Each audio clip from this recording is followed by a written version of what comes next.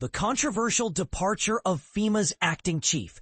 In a move that has sparked intrigue and concern, the acting head of the Federal Emergency Management Agency, FEMA, David Richardson, is stepping down after a tumultuous tenure marked by public controversies and internal tensions. But here's where it gets controversial. Plans were already underway to oust him, even as he submitted his resignation. Richardson, a loyal ally of Homeland Security Secretary Kristi Noem, assumed the FEMA leadership role despite lacking experience in disaster management. His time at the helm was riddled with eyebrow-raising incidents, including a June meeting where he admitted ignorance of the U.S. hurricane season, a comment later dismissed as a joke by DHS. His departure raises critical questions about FEMA's future, especially as Noem and DHS prepare for sweeping reforms that could redefine the agency's role.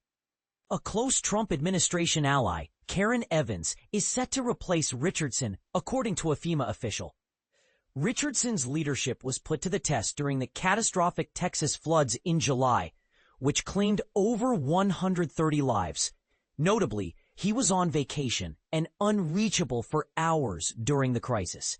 His absence from the flood zone and public silence, only surfacing a week later for an unannounced visit, sparked criticism. DHS leaders deliberately kept Richardson's Texas trip under wraps, shielding him from the press.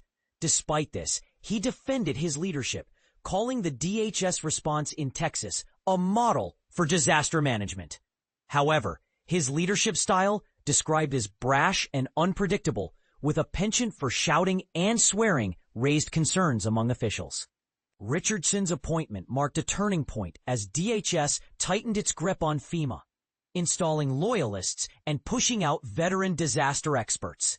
His lack of experience and controversial statements led to diminishing authority and frustration among senior leaders. The timing of his removal is significant, as the administration plans to fast-track its transformation of FEMA once hurricane season ends.